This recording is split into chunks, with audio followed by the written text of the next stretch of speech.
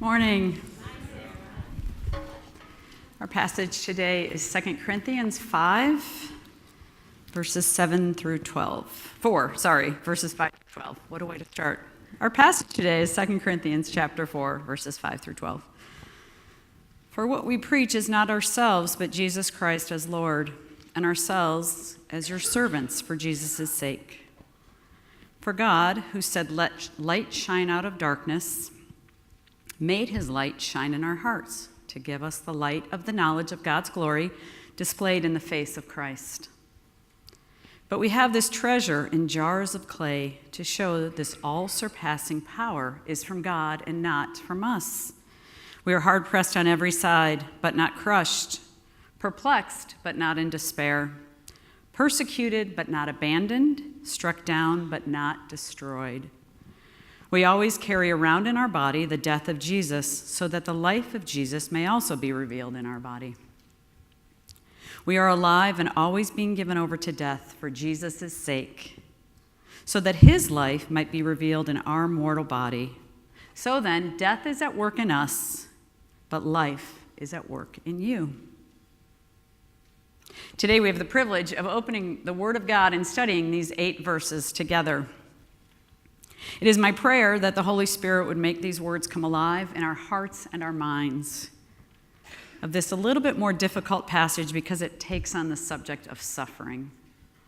And what we know of suffering is that every one of us are either in a great suffering, have just come out of a suffering, or are unknowingly on our way to suffering. So it's a big subject. And as I was thinking about this yesterday, I was thinking about the actual studying, and even the way that the talk this morning came together is a little bit like climbing a 14er that Mike and I climbed in Colorado, Long's Peak. And on that day that we climbed that 14er, we got up at 3 in the morning because you had to start by 4:30 in the morning. You had to start in the dark, the climb, because you had to be headed on the descend by early afternoon because thunderstorms and lightning storms were so likely on the mountain.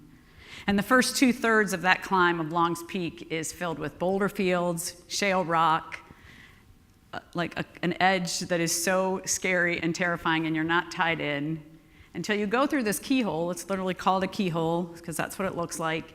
And then the last third, the skies kind of open up and the view is there, and it's amazing. But really, the first 2/3 of that climb are not easy, and you have to sort of get through a lot before you can sort of see the skies opening up. That's a little bit about today, I think, given the subject and everything. But a couple things will help us. We're going to look a little bit at the context for this writing. You can tell right off the bat that when I was reading it, you're kind of like, whose voice is this? It's Paul's voice. It's Paul's voice to the church at Corinth. And so it's going to help us to understand where is he coming from? What's the perspective? What was going on there? And what's going on in his life that he's saying all of those things about his own personal suffering. So we're going to talk about that. It's a difficult subject, like I said before, talking about suffering, because we are all in this place of coming back suffering from so many different perspectives. And there's different types of suffering, and we're going to talk about that a little bit. And something else that's really important is that historians would tell us that for the first time in history, we're at a place where suffering is not assumed to be a natural part of life. First time in history. You could read biographies, historians from any other time in history, and suffering is just assumed. We're surprised by it. We are, in our culture today. I remember asking my mom years ago to ask, what was it like growing up didn't have electricity? What was it like growing up where life was just more difficult? And I said, could you write it down for me? Could you write down the history of the farm? It's just a really special place in my family, the farm. My mom got 2 pages written out. She said, I can't do it anymore. She said, I just can't do it. It was too difficult for her. Because life was hard. It was difficult. Just daily living was difficult. That's not true today. It is still difficult, but we're surprised by it. So it's a big subject to take on suffering. Well, today with the passage, we're going to look at a few things. Why did Paul write these 8 verses? What's the context? What's Paul's perspective on both our human frailty and human potential? What is Paul's perspective on those two things? We're going to talk about the inevitability of suffering. I know I just mentioned that. We're going to go a little bit further. And that lastly, and most of our time will actually be spent talking on a perspective on what suffering can produce in our lives and through an individual life, what it can produce in us and around us. So Paul's purpose for writing. In the first two verses there, verse 5 and verse 6, yep, we have it on the screen right there. I'm going to read it again. He said, "We do not proclaim ourselves, we proclaim Jesus Christ as Lord and as slaves for Jesus' sake. It is God who said, 'Let light shine out of darkness.' He who has shown in our hearts to give us the light and the knowledge and the glory of God in Jesus Christ." So what's happening here is Paul's apostleship in Corinth is in question. So they believe, as an apostle, the kind of suffering that Paul was going through, the people in Corinth were saying, God wouldn't work that way in someone's life. So at this time in early Christianity, and definitely in the Judaism coming out of where early Christianity was formed from both religions at this time would say, if somebody's righteous, they will not suffer. The righteous will not suffer because God's on their side. And so therefore, Paul, who was going through a lot of suffering, we're going to list out the ways he was suffering in a couple minutes, but he was going through many, many things. People in Corinth were saying, you can't, God's not on your side. It can't be. And so Paul, this is a defense. The whole book of 2 Corinthians is a defense, but this is a little bit of an epicenter of that. He's saying, no, God's with me, and your view and your understanding of suffering is wrong, and I'm going to tell you about that. That's what Paul is saying here. Some people still practice that today. You'll find that in some churches today where they'll say, if you suffer, if you're sick, if you have economic problems, God is not with you. We still see that theology a little bit around today. And Paul is certainly out to correct that in this portion of this letter. So he begins with his credentials. Yes, I am an apostle. Yes, I exist as an apostle to help your church grow. It would be very much like Mike Donahue and Ed standing up here today saying the same thing, that their hope would be that the light of Christ would so illuminate in their lives that all of us would be affected and changed by it. So what's Paul's perspective on human frailty? Because then the very next verse, in verse 7, he says, we have this treasure. So he sets up his credentials, and then he sets up this metaphor, which is so interesting. We have this treasure in jars of clay so that it may be made clear that the power of God that's working in Paul's life isn't coming from him, it's coming from someone else. Cracked pot, a frail, empty, worn vessel, worth not much money on its own at all. Paul says, that's this body. That's who I am. And what makes it special is what's filled in it. What gives that cracked pot made of dust special is what's in it. That's what gives it value. And so Paul's saying, it's pretty obvious that his value is coming from Christ. It's coming from what is filled and what the purpose of his body is to be for, filled with the power and love of God for others. Watchman Nee, in 1920 in China, he is believed to be the founder of the house church movement in China. He's a very, very famous man. I mean, he understood suffering. 100 years ago, Watchman Nee in China. He understood suffering. He spent the last 20 years of his life in prison, and he was a man acquainted. He loved this verse. He loved the metaphor of that our bodies were earthen vessels that were created to carry God's love to others. And this is what he says about earthen vessels, about the analogy of earthen vessels. He said, we tend to think that if there's sorrow, there can't be joy. If there are tears, there can't be praise. If there's weakness, there can't be power. If there's pressing on every side, there can't be constriction. If there's casting down, there can't be destruction. And if there are doubts, then we will never be able to believe. And Watchman Nee has this to say about that God wants us to arrive at a point where we see that everything human is just an earthen vessel to contain God's treasure. Everything human is an earthen vessel for God's treasure. Nothing human is able to bury God's treasure. So simple.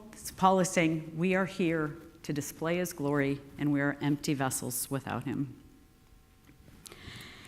So before I get into a little bit of the piece that Paul wants to talk about with his own personal suffering, I want to talk about there's suffering in the world And in many of our lives, that is kind of an unimaginable suffering.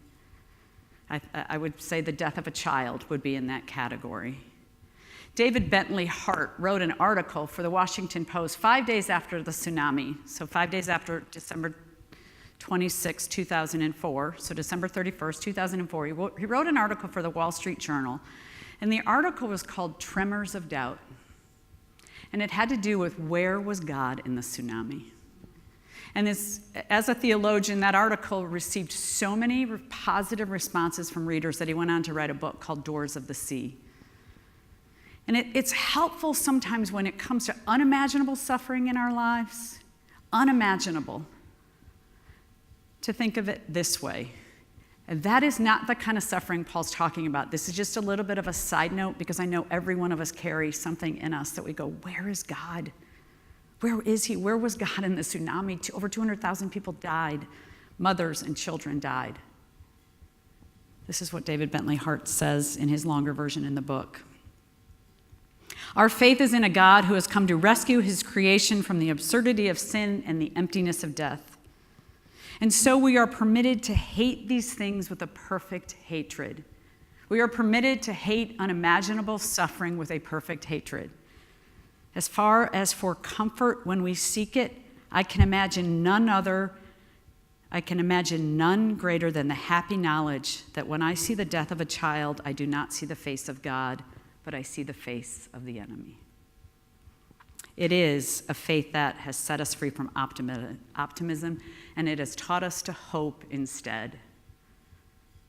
So for the type of unimaginable suffering some of us have suffered, and some of us in this room, unfortunately, will be suffering, I pray, along with David Bentley Hart, that we understand that at the other end of that is the face of an enemy. That death was never intended. Physical death. Never intended, never in the original plan.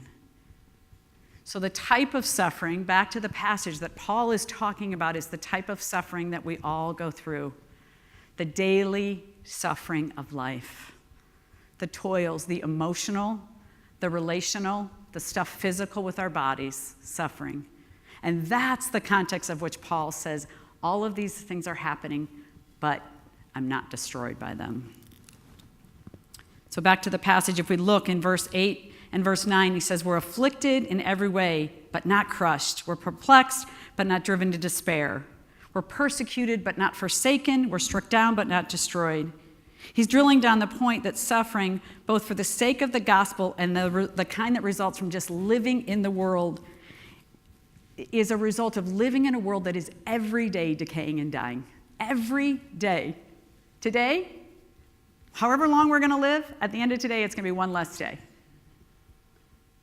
Our hearts, they're wind-up clocks. They have a beginning and an end. And the inevitability of suffering is true for all of us. And what Paul is saying here is that the presence of it in his life, as he pursues living out his life for the gospel, the presence of suffering is not the antithesis of the presence of God, it's the reality. He's saying as Paul seeks to know and love God and make him known to others, it's going to happen. Suffering will happen, but it's not going to crush him. But here's the things that Paul experienced along the way. Just so you know, when he's saying all of those things, what is his reference point? What kind of suffering? It's a long list. He was in prison frequently. He was flogged severely. That's that ball with all the spikes on it. That struck him many times. He was exposed to death again and again. 5 times from the Jews, he received 40 lashes. 3 times he was beaten with rods, pelted with stones, shipwrecked 3 times, spent a night and a day in the open sea, constantly on the move, been in danger from rivers, bandits, fellow Jews, in dangers from Gentiles, dangers in the city, dangers in the country, dangers at sea, danger from false believers. I have labored and toiled and often gone without sleep. He knew hunger and thirst and went without food and was cold and naked. His suffering, Paul's, was directly related to his wanting to make the gospel known for others. It was not an indicator that God was not with him, like I said before. It was proof that he was. So earlier in the book of 1 Corinthians, you know how Paul says, I was crushed down, but not despairing. Earlier, in 2 Corinthians 1:8, Paul says this: we were under great pressure, far beyond our ability to endure, talking about an earlier time in his life. We despaired of life itself. So which is it, Paul? Did you despair of life itself, like it says in 2 Corinthians 1:8? Or were you not despairing, like you're saying in 2 Corinthians 4? And these are the places that people go, see, the Bible's filled with contradictions. Look, one place he says, I'm despairing, and the other he says not. Unless you look closer and go, what makes the difference? What made the difference for Paul with when he was despairing, or like here in this passage when he said, I do not despair? And this is where we're going to learn, hopefully, this is about the point of the keyhole on the walk, where hopefully some things are going to open up for us. And the key is in these last couple verses in 10, 11, and 12, 2 Corinthians 4. Paul says, we always carry in our bodies the death of Jesus, so that the life of Jesus may be made more visible. For while we live, we were always being given up to death for Jesus' sake, so that the life of Jesus may be made visible in you, our mortal flesh. So death is at work in me, so life can be at work in you. What is he doing here with a metaphor? It's a metaphor. It's a metaphor of daily deaths, economic deaths, physical deaths, relational deaths. He's saying, I carry around in my body death, and that identifies with me with Christ on the cross, because I identify with resurrection, restoration, and hope. That's the difference between the earlier Paul, when he said I was despairing, and this later Paul that says, no, I have hope because I'm carrying about in my body an identity with the death of Christ on the cross. And that brings hope and restoration. The word for death here, it's a decaying flesh. It's a medical term. It's only used one other place in the New Testament, and that's when Jesus healed a leper. But it's a term for a decaying flesh, and Paul is saying, despite all of the troubles and all the setbacks prior to this point, God's resurrection power can and will be displayed as I identify with him and trust him with those things. It says here we're given up to death, given up, handed over. And it's a way. That's the same term used of Judas. When Judas handed over Jesus and he said, that's him, that's the Son of Christ, crucify him. We're handed over. We're given to somebody to belong to him.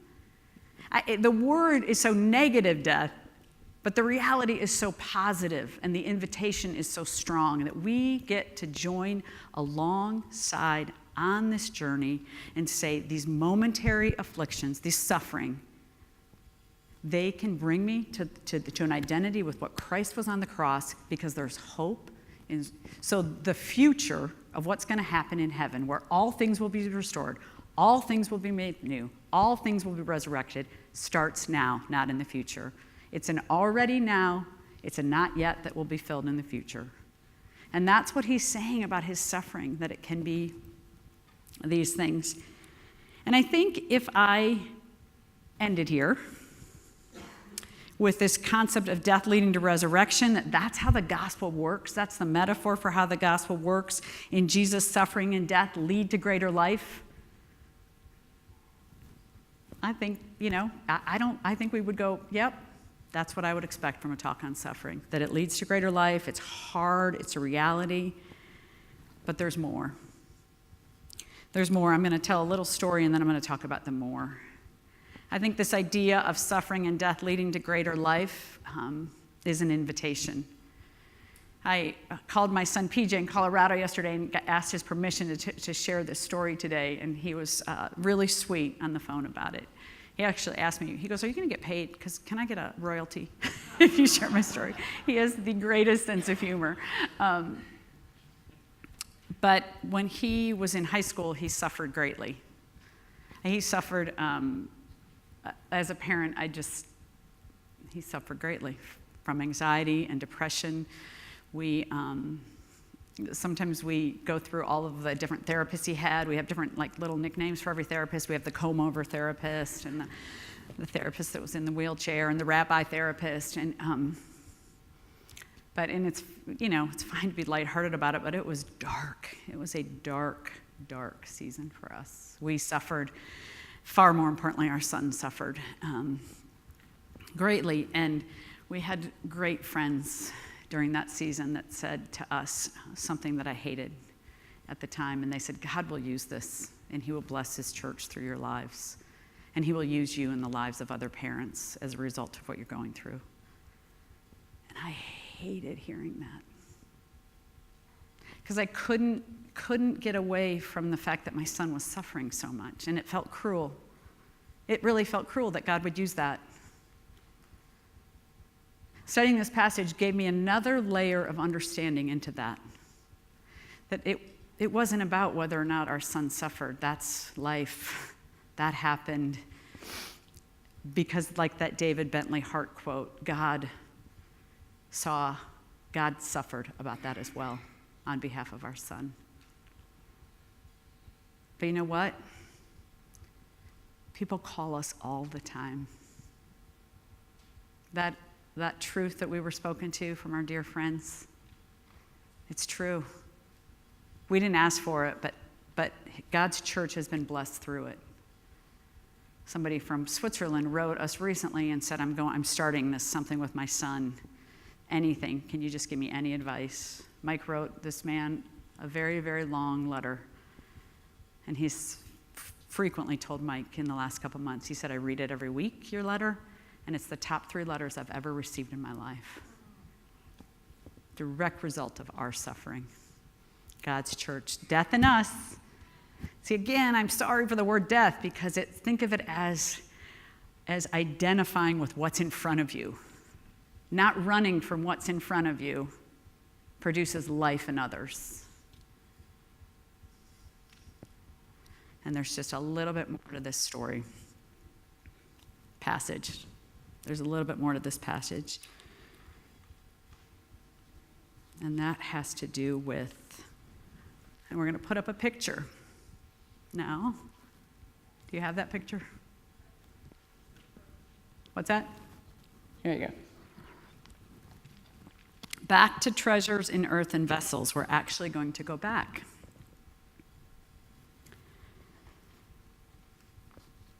This is a coin hoard.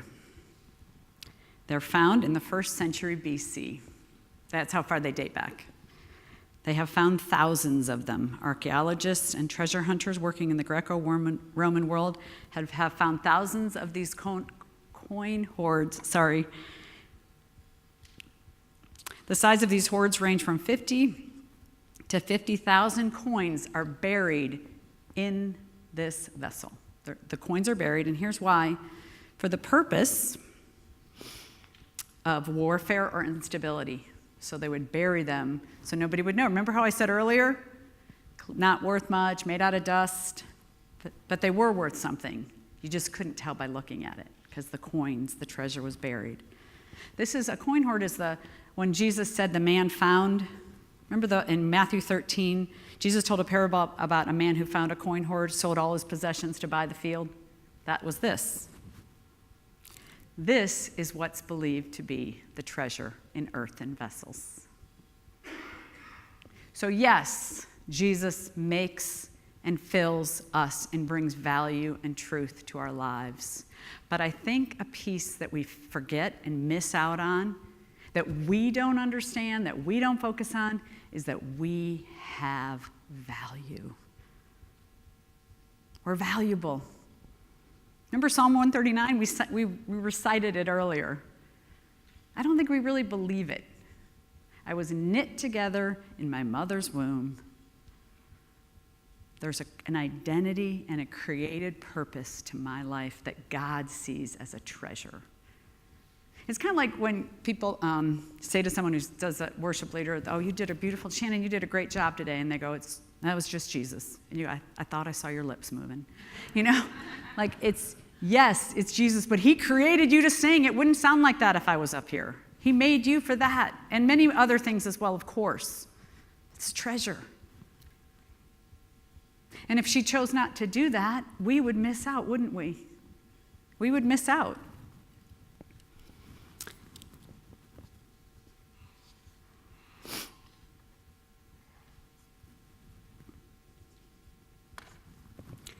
I love the way that one of the theologians that I study talked about this passage and the carrying around the death, because it has to do with this. And she said this, that Christ's death on the cross goes beyond what we tend to think of when we think of him dying for our sins. Christ's death goes like this. It goes and it seeks to, Christ's death was for anything that would distort or spoil my created goodness, our created goodness, your created goodness. All of that died on the cross. All of it. He died for that too. So in other words, what this is saying, the treasure, the essence of who you were created to be, that when Jesus hung on a cross, he died for that too. Because he knew that there would be a great agenda that would want to come against Lori being Lori. So he died for the ways that she's going to cause her not to be all that God created, but he died for everything that was going to come against Lori being Lori as well. It's deep, it's heavy, it's profound, and it's beautiful, and it's right here in this passage. What if I approached Good Friday with the somberness not only of my own sin, but the reality of the treasure within me? So I'm an 8 on the Enneagram. I'm going to use this just to tell you a little bit. It's just a personality test. It's fascinating because you read it, it tells you about yourself, and you're like, holy cow, this is so true. But it tells you your virtue and your vice, and that's what I like about it. So I'm going to read you both of an Enneagram 8 because they're pretty spot on with me, and then I'm going to use that to kind of talk about, to drill this point home one more time before I wrap up. 8s. They're egocentric, aggressive, domineering. They feel they must control their environment, especially people, confrontational and intimidating. You could ask my husband or my 4 boys, and they would say, spot on. Jesus died for that. And often on Good Friday and other times throughout the year, when I'm really honest, those are the things I thank God that he died for me, because all of them are true in my life. Enneagram 8s are also self-confident, strong, assertive, protective, resourceful, straight-talking, decisive, generous, and they can have the potential to devote their strength to serve others. And when Jesus died on the cross, he died for that to become true in my life and for anything that would get in the way of that coming true. Death unto life. That's what this passage is talking about. You see, our earthen vessels, while having great worth, are nothing without the illuminating and forgiving power and presence of Christ. We have this treasure in earthen vessels, but guess what? We are a treasure in earthen vessels as well. Let's pray. Father, thank you for your word. Thank you for opening up your word to us today. Thank you for Paul. And while I'm sure his suffering was not pleasant, I am grateful for the man that he was and how he has helped us to know more about you, and that he was willing to be a servant for the sake of others. And lives were in Corinth were changed, and our lives can and will be changed. Father, thanks for the treasure that we are. Amen.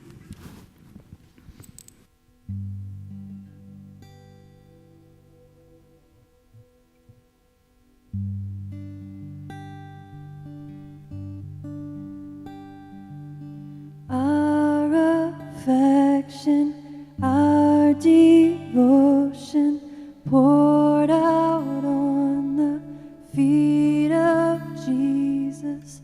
Our affection, our devotion poured out on the feet of Jesus. Our affection, our